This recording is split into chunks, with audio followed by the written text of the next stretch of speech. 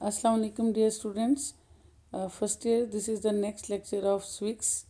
आज का हमारा टॉपिक है जॉन ऑस्टन का नज़रिया इक़्तिदार आला। जॉन ऑस्टन के नज़रिया इक़्तिदार आला में सबसे पहले मैं आपको जॉन ऑस्टन के बारे में बताती चलूँ कि जॉन ऑस्टन जो हैं वो 19वीं सदी में पैदा हुए, यानी इनकी जो डेट ऑफ बर्थ है वो 1790 से 1859 तक, और ये यूनाइटेड किंगडम में पैदा हुए हैं। और he was the founder and father of analytical school of law, and he is known for his theory of sovereignty. और जो इनकी बुक थी प्रोवेंस ऑफ जूरिस्प्रूडेंस या लेक्चर्स ऑफ जूरिस्प्रूडेंस कह लें, इस बुक में इन्होंने अपनी ये थियरी दी है सॉवरेनिटी की। और ये इनका जो सबसे इम्पोर्टेंट है और फेमस जो थ्योरी है इनकी वो सॉवरेनिटी पे है। और इसमें इस पर बहुत ज़्यादा तनकीद भी हुई है, लेकिन तनकीद के बावजूद ये इनका सबसे अहम काम है जो उन्होंने सॉवरेनिटी को इतना ज़्यादा क्लियरली डिफ़ाइन किया। जैसा हमने अभी डिस्कस किया कि 1832 में ये बुक शाये हुई, और नाक़दीन लिखते हैं कि 1832 से लेकर आज तक इसके ऊपर मुसलसल तनकीद सामने आ रही है, और इस पर बहुत सारे नए आने वाले मुफक्रीन भी अपना रिसर्च वर्क कर रहे हैं। खैर, अभी हमने इसकी थ्योरी देखनी है जो कि अभी प्रीवियस लेक्चर में भी हमने डिस्कस की थी।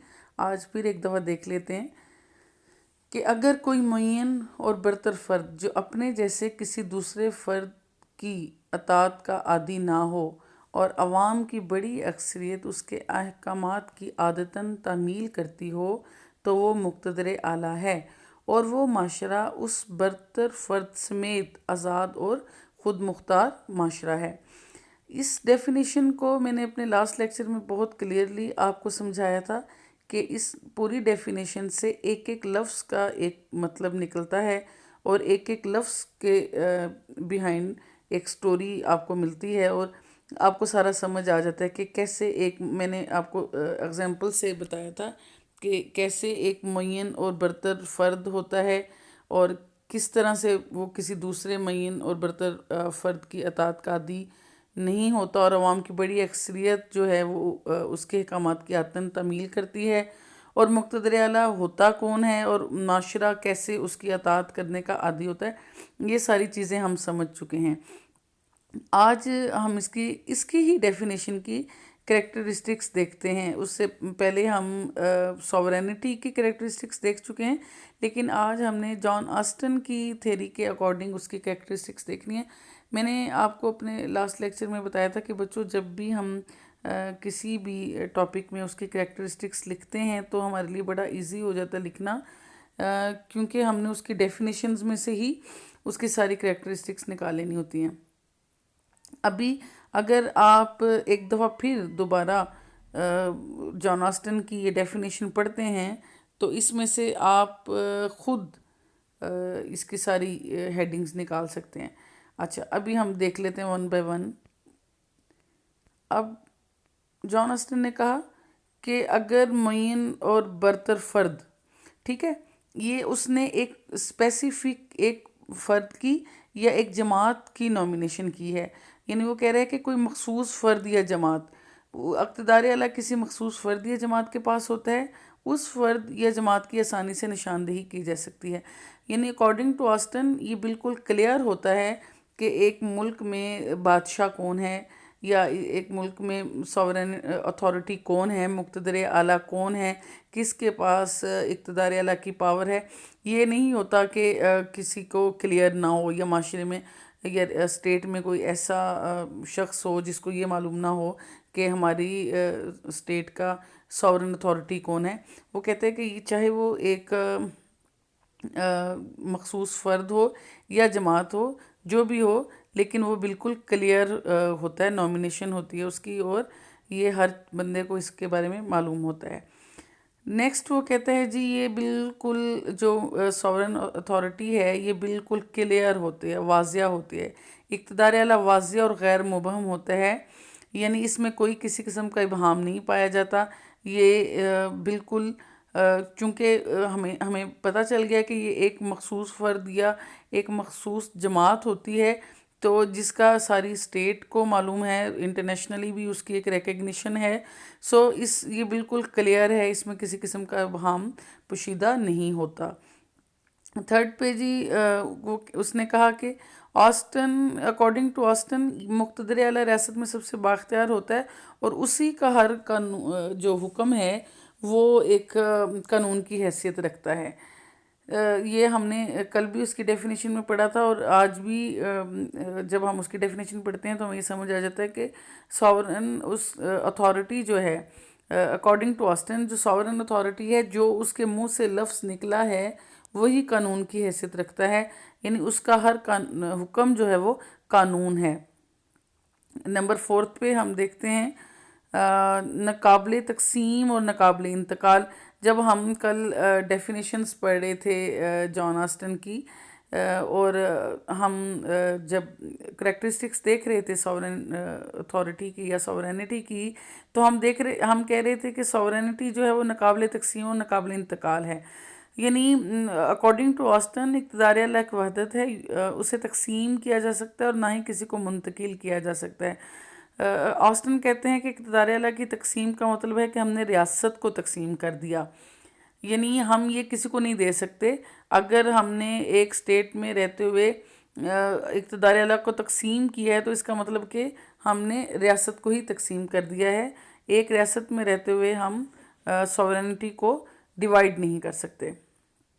نیکسٹ جی اکارڈنگ ٹو آسٹن وہ کہتا ہے کہ جی اقتدار اعلیٰ کے لیے انسان ہونا لازمی ہے۔ آسٹن مقتدر اعلیٰ کی ایک مخصوص برتر شخص کو قرار دیتا ہے، ظاہر ہے شخص سے مراد انسان ہے۔ دیکھیں یہ اب لوگوں کو یہ بات کلیئر ہونی چاہیے کہ بینگا مسلم ہماری جو تھاٹ ہے، ہماری جو تھیری ہے اباؤٹ ساورینٹی وہ کوائٹ ڈفرینٹ ہے۔ ہمارے نزدیک ہمارا یہ بلیو ہے کہ God is sovereign authority, Allah تعالیٰ کے یہ جو ساورینٹی کی جتنی بھی کریکٹرسٹکس ہیں یہ کہ ناقابل تقسیم ہے، ناقابل انتقال ہے، دائمی ہے، لازوال ہے، اس کو کبھی زوال نہیں آ سکتا۔ بینگا مسلم ہم یہ ساری چیزیں اللہ تعالیٰ سے منسوب کرتے ہیں، کیونکہ اللہ تعالیٰ کی ذات ہی ایسی ہے جو دائمی ہے، پرماننٹ ہے اور جامع ہے، مکمل ہے، اس کے اندر کسی قسم کی کوئی جھول نہیں ہے، کسی قسم کا کوئی بہام نہیں ہے، اور اس کی پاورز کو تقسیم نہیں کیا جا سکتا۔ یہ بینگا مسلم یہ یورپ کا نظریہ ہے۔ ظاہر جان آسٹن ایک انگریز قانون دان تھا، یہ یورپ کا نظریہ ہے۔ ہمارے لیے بینگا مسلم یہ اس کے ہم ٹوٹلی انگیزڈ ہے، اور جیسا کہ اس نے کہا کہ یہ ایک انسان ہی ہے جو ساورن اتھارٹی ہے، یہ اسلامی اقتدار اعلیٰ کی نفی کرتا ہے یہ بات کہتے ہوئے، کیونکہ ایک مسلمان کی حیثیت سے ہم اس چیز کو بلیو کرتے ہیں کہ اسلامی اسٹیٹ میں اور پوری دنیا میں جو ساورن اتھارٹی ہے وہ اللہ تعالیٰ ہیں۔ نیکسٹ جی وہ کہتے ہیں اس کی مستقل حیثیت ہے، لوگوں کی عادتاً اطاعت گزار بن جانے سے اقتدار اعلیٰ کی یہ خصوصیت سامنے آتی ہے۔ وہ کہتے ہیں اقتدار اعلیٰ مستقل ہوتا ہے اور لوگ اس کی تواتر اطاعت کے عادی ہوتے ہیں۔ یہ آپ نے یہ پڑھا تھا نا اس کی ڈیفینیشن نے کہ عوام کی بڑی اکثریت اس کے احکامات کی عادتاً تعمیل کرتی ہے، یعنی اکارڈنگ ٹو آسٹن یہ لوگوں کی عادت ہے کہ انہوں نے جو اپنا مقتدر اعلیٰ ہے اس کو obey کرنا ہے۔ نیکسٹ اس کی وہ ڈیفینیشن میں اس کے کریکٹرسٹک ہیں کہ مطلق العنان، وہ کہتا ہے کہ اقتدار اعلیٰ مطلق العنان ہوتا ہے، یعنی وہ لامحدود اختیارات کا مالک ہوتا ہے۔ میں نے جیسا کہ آپ لوگوں کو پہلے بھی بتایا کہ آسٹن کے نظریہ پر سب سے زیادہ کریٹیسزم ہوا، اور اس کے سب سے پہلے جو اس کا کریٹیسزم ہوتا ہے سر ہنری مین اور پروفیسر لاسکی جو تنقید کرنے والوں میں سر فہرست ہیں۔ وہ کہتے ہیں کہ جو اس کا لامحدود اختیارات کا تصور ہے وہ بالکل غلط ہے، رانگ کانسیپٹ ہے انلمیٹیڈ پاورز کا۔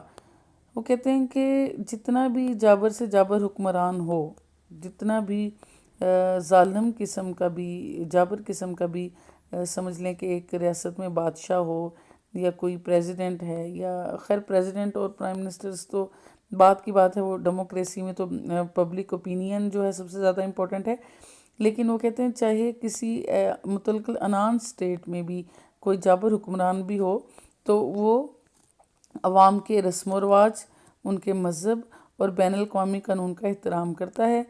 تو وہ کہتے ہیں کہ جو اس نے کانسیپٹ دیا ہے کہ جی جو اقتدار اعلیٰ ہے، یعنی مقتدر اعلیٰ جو ہے وہ اس کی منہ سے نکلا ہر لفظ قانون ہے، اور وہ بالکل بھی کسی بھی چیز کا وہ سمجھ لیں کہ خیال نہیں کرتا، یا اس کے اوپر کوئی پابندی نہیں ہے، یہ غلط ہے۔ ہمیشہ سے عوام کے جو رسم و رواج ہیں اور مذہب ہیں اور بین الاقوامی قانون، یہ ساورن اتھارٹی کے اوپر پابندیاں عائد کرتے ہیں۔ سیکنڈلی اس کے اوپر جو تنقید ہے وہ ہے رانگ کانسیپٹ آف لا۔ وہ کہتے ہیں کہ سر ہنری مین اور لاسکی اور اس کے علاوہ اور ناقدین بھی وہ کہتے ہیں کہ ایسا کبھی کوئی قانون نہیں ہوتا کہ مقتدر اعلیٰ کے منہ سے نکلا ہر لفظ ہی قانون ہے، ایسا نہیں ہے۔ قانون بناتے وقت ہمیشہ سے آپ جس اسٹیٹ میں بھی ہیں آپ دیکھتے ہیں کہ اس اسٹیٹ کا جو ہے ریلیجن کیا ہے، عوام کا رجحان کس طرف ہے۔ آپ کو بھی ایسا قانون نہیں بنا سکتے کہ جو لوگ جس کو ناپسند کریں۔ فار ایگزامپل ہم ایک اسلامک اسٹیٹ میں رہتے ہیں، تو کیا ہمارا جو ساورن اتھارٹی ہے، کیا ایسا قانون بنا سکتے ہیں جو اسلام کے منافی ہو؟ یا ہمارے ہاں کوئی ایسا قانون بن سکتا ہے؟ کیا فرض کیا اگر ہم اسلام میں جو نشے کو حرام قرار دیا گیا، تو کیا ہمارے ملک میں یہ قانون بن سکتے ہیں جی شراب پینا جائز ہے اور کوئی بھی کہیں بھی بیٹھ کے شراب نوشی کر سکتا ہے؟ ایسا نہیں ہے۔ عوام اس کے انگینسٹ جائیں گے، وہ کبھی بھی اس قانون کو بننے نہیں دیں گے، اس کی امپلیمنٹیشن نہیں ہونے دیں گے۔ تو اس کا مطلب ہے کہ جو آسٹن نے کانسیپٹ دیا ہے لا کا، یہ سراسر رانگ ہے۔ ٹھیک ہو گیا جی۔ نیکسٹ وہ کہتے ہیں کہ لوکیٹ دا ساورینٹی۔ وہ جس طرح سے آسٹن کے بارے میں ابھی پہلے ہم پڑھ رہے تھے کہ اکارڈنگ ٹو آسٹن یہ بالکل کلیئر ہوتا ہے کہ مقتدر اعلیٰ ہے کون، لیکن ناقدین کہتے ہیں کہ ایسا نہیں ہے۔ اقتدار اعلیٰ کی نشاندہی ایک مشکل کام ہے۔ مثلاً امریکہ کے متعلق آسٹن نے لکھا کہ وہاں اقتدار اعلیٰ اس جماعت کو حاصل ہوتا ہے جو آئین میں تبدیلی کر سکتی ہے۔ اب وہ کہتے ہیں کہ لیکن اگر اس بنیاد پر امریکہ میں اقتدار اعلیٰ کا تعین کر لیا جائے تو کانگریس کی تو 2/3 اکثریت، پھر ریاستی اسمبلیوں کی 3/4 اکثریت اور صدر کی منظوری سے آئین میں تبدیلی ہوتی ہے، تو اس کا مطلب ہے کہ پھر ہم کیسے اس کو لوکیٹ کیسے کریں گے؟ امریکہ کی کانگریس ہے، ٹھیک ہے، اس کے بعد اس کی 50 ریاستی اسمبلیاں ہیں اور صدر ہے، تو پھر اس کا مطلب ہے کہ پھر تو اس کی لوکیشن کو ہائی لائٹ کرنا تو مشکل ہے نا کہ ایکچولی ساورن اتھارٹی کون ہے۔ ٹھیک ہے، اس کے بعد تکثیر پسندوں کا اعتراض آتا ہے۔ تکثیر پسند آپ لوگوں کو پتہ ہوگا، اگر نہیں بھی کلیئر تو انشاءاللہ نیکسٹ لیکچر میں ہم پڑھیں گے کہ تکثیر پسند کون ہے۔ تو تکثیر پسند ایک جماعت ہے جو وہ کہتے ہیں کہ جی اسٹیٹ بھی ایسے ہی ایک این جی او ہے جیسے کہ ملک میں باقی این جی اوز ہوتی ہیں۔ جیسے ملک میں باقی این جی اوز ریاست کی فلاح و بہبود کے لیے کام کرتی ہیں، لوگوں کی فلاح و بہبود کے لیے قائم ہوتی ہیں اور کام کرتی ہیں، اسی طرح ریاست بھی ایک مطلب این جی او ہے، ایک انجمن ہے، اور اس کو بھی زیادہ اہمیت نہیں دینی چاہیے، اس کو بھی اتنی ہی اہمیت دینی چاہیے جیسے کہ دوسری انجمنوں کو اہمیت دی جاتی ہے۔ ٹھیک ہے، نیکسٹ ایبسنس آف یونٹی۔ جب ہم پہلی ڈیفینیشن پڑھ رہے تھے آسٹن کی، سب سے پہلی بات ہم نے پڑھی کہ اکارڈنگ ٹو آسٹن وہ کہتا ہے کہ مقتدر اعلیٰ فرد واحد ہے، مگر کہتے ہیں عملاً ایسا نہیں ہے۔ مطلب آپ انگلینڈ میں ہی دیکھ لیں، پارلیمنٹ کے یعنی برطانیہ میں پارلیمنٹ کے دونوں ایوان اور تاجدار مل کر مقتدر اعلیٰ کی حیثیت اختیار کرتے ہیں۔ یعنی جب برطانیہ میں کوئی قانون بنایا جاتا ہے تو ان کے دونوں ہاؤسز جو ہیں، دونوں ایوان ہیں، لوئر ہاؤس اپر ہاؤس مل کے، اور پھر تاجدار جو ہے جیسے آج کل ان کی ملکہ ہے، یہ تینوں مل کر مقتدر اعلیٰ کی حیثیت اختیار کرتے ہیں۔ اور امریکہ کی اگر مثال لے لیں تو ان کی جو کانگریس ہے، کانگریس کا بھی لوئر ہاؤس اپر ہاؤس دونوں ہاؤسز ملتے ہیں، پھر ان کا پریزیڈنٹ ملتا ہے، پھر وہ قانون سازی کرتے ہیں۔ سیم یہی ہمارے ملک میں ہے، ایسا ہی کہ ہمارے جو پارلیمنٹ کے دونوں ہاؤسز ہیں، اور اس کے بعد پھر صدر کے جب قانون سازی ہوتی ہے، فائنلی پریزیڈنٹ کے سائن ہوتے ہیں، تب جا کر ایک قانون بنتا ہے۔ اسی طرح سوئٹزرلینڈ میں دیکھ لیں کہ عوام میں آئین میں جو عوام ہی ہے وہی ترمیم کر سکتی ہے اور وہی قانون سازی کرتے ہیں۔ تو کہتے ہیں کہ اس طرح یہ بات کہنا تو غلط ہے نا جو آسٹن نے کہی کہ مقتدر اعلیٰ فرد واحد ہے۔ اس کا مطلب یہ ساری ایگزامپل سے ہم پاکستان کے ایگزامپل دیکھتے ہیں، برطانیہ کی دیکھتے ہیں، امریکہ کی دیکھتے ہیں، سوئٹزرلینڈ کی دیکھتے ہیں، انڈیا کی دیکھتے ہیں، اس طرح بہت سارے جس ملک کی بھی آپ اٹھا کے دیکھ لیں، وہاں پر مقتدر اعلیٰ فرد واحد نہیں ہے، وہاں پر مختلف ادارے اور مختلف لوگ مل کر ایک قانون سازی کرتے ہیں اور قانون میں ترمیم کر سکتے ہیں۔ اس لیے یہ کہنا غلط ہے کہ ابسینس آف یونٹی ہی ہم کہیں گے کہ ساورنٹی میں ابسینس آف یونٹی ہے، یہ کہنا غلط ہے کہ وہاں پر ایک شخص اکیلا مقتدر اعلیٰ ہے۔ ٹھیک ہے، نیکسٹ جی اس کا پوائنٹ نمبر 6 ہے اینٹی پولیٹیکل سیورنٹی، سیاسی اقتدار اعلیٰ کے منافی ہے۔ ہم جب کل کائنڈز آف ساورنٹی پڑھ رہے تھے تو ہم اس میں پڑھ رہے تھے کہ ایک اس کی قسم جو ہے، ایک اس کی اصطلاح جو ہے وہ سیاسی اقتدار اعلیٰ بھی ہے۔ تو وہ کہہ رہے ہیں، ناقدین کہتے ہیں کہ آسٹن نے اپنے نظریہ اقتدار اعلیٰ میں صرف قانونی اقتدار اعلیٰ کی نشاندہی کی ہے، جبکہ سیاسی اقتدار اعلیٰ کو نظر انداز کر دیا گیا ہے۔ اور ہم نے کل ڈیٹیل پڑھا تھا نا کہ سیاسی مقتدر اعلیٰ کون کون ہیں اور سیاسی اقتدار اعلیٰ کن لوگوں کے پاس ہوتا ہے۔